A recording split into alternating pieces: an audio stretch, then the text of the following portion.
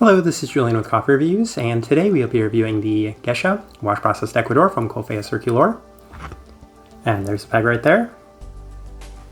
And Coffea Circulor, based out of Arendal, Norway. And this coffee was featured in our most recent blind taste test rankings video, where it finished first place out of 4 Pepe Yihon coffees on that day.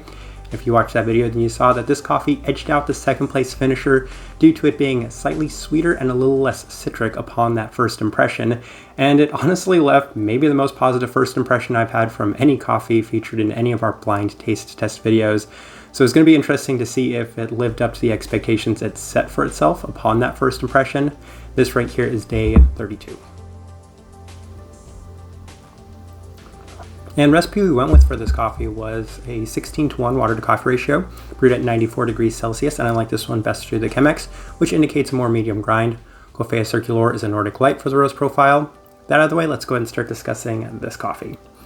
Day 14, first impression, which was that blind taste test day, and it left a very vintage Geisha first impression, as it was both clean and delicate, with a fair bit of florality, citrus, but most notably a wonderful stone fruit aspect to this cup as well. A combination of the sweetness and clarity made this cup a standout. As mentioned, it was slightly sweeter than our second place finisher, and as a result, I was thoroughly blown away by this coffee, given that it's very much my flavor profile sort of coffee, with an added addition of a nice stone fruit component to it, so I was really impressed. Day 16, another positive day to this coffee, as it does feel a slight bit more citric through the Chemex, but there's still a fair bit of the stone fruit sweetness, which at times could have been the most dominant aspect to this cup of coffee. Delicate and light, plenty of tea-like aspects to complement the sweeter cup in general, so really enjoying both the clarity as well as the sweetness that I'm experiencing from it. Day 19, yet another great day, but what really set this coffee apart from our second place finisher was the fact that it had even more depth and complexity to what was another pretty complex cup of coffee in general. While initially super citric forward, it does cool off exceptionally well into both a floral and fruity sweetness. The brightness of the citrus is an absolute delight as well, and that's not something I typically say because I'm not the biggest fan of citrus, but I really liked the citrus that was coming from this cup of coffee.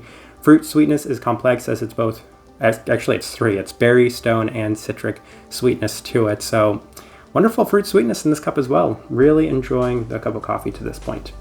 Day 23, somehow the best day that we've experienced of this coffee, as the citrus has been toned down, and there is a bit more depth in other areas, including a slightly sweeter chocolate, a fair bit of this cleaner berry, and more of the stone fruit, but in a subtle sense, and it can be felt in a distinct manner due to the exceptionally clean base.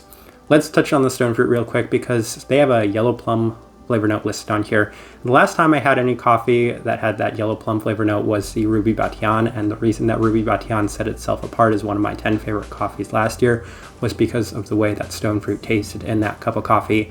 That's what I'm experiencing in this one as well. It honestly tastes peachy to me, and I really love that. It's very fresh fruit, sort of stone fruit, and I really appreciate that in coffee.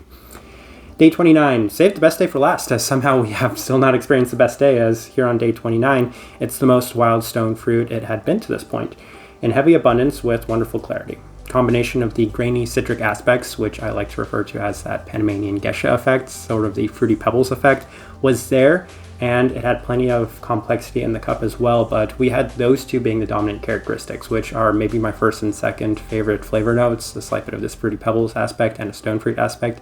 Yes, this was a very big selling point to me on this coffee. All right, let's go ahead and put up the tasting wheel so you can see what we're getting.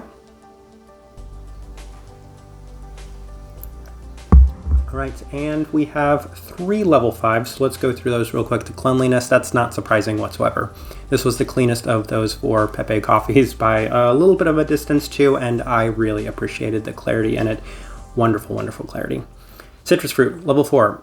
Correction, level 5. Yes, it is there. There are times I'm able to tone it down slightly, and it's actually on the slightly lower side of that level 5, but given that it is the second most pronounced characteristic in this coffee for me, I think it still justifies that level 5 mark. But the thing that is the most pronounced characteristic is the stone fruit, which is definitely justified at that level 5. As mentioned, yellow plum, it tastes very fresh fruit to me. I really appreciate the depth of it in this coffee. It is wonderful, it is pronounced, it is prominent, dominant, most distinct aspect in this coffee. Then a bunch of level 4s. Finishes off pretty even. I don't recall any of these actually getting a really high finish, but level 4 still pretty decent. Sweetness, level 4, yes, on the slightly higher side of that level 4, but again, keep in mind that our last review, that coffee was like a level 6. So this one right here, while it is a really sweet cup of coffee, it is still a little bit more delicate and tame when compared to some of the other ones we reviewed. Acidity, level 4, yeah, it's got a fair bit of acidity. That's not too surprising given what this coffee is, how it's roasted as well. And then the florality, level 4, if I'm being super nitpicky, that's the one kind of detractor because I love the florality in geishas to be at a level 5 mark. So it's still really pronounced, it's still really high. I really appreciate it in this coffee, but it's definitely more of a tertiary and maybe even fourth aspect you're experiencing from this coffee. Slight bit of berry fruit. I believe they have a blueberry flavor note listed on here. I could see it. Definitely not near as pronounced as the other components. And then chocolate, level 2. That was always interesting to me. That's the one thing that kind of swayed me away from this coffee initially when I was looking at it, but I really wanted to try it regardless, was the fact that they did have a milk chocolate flavor note listed on here.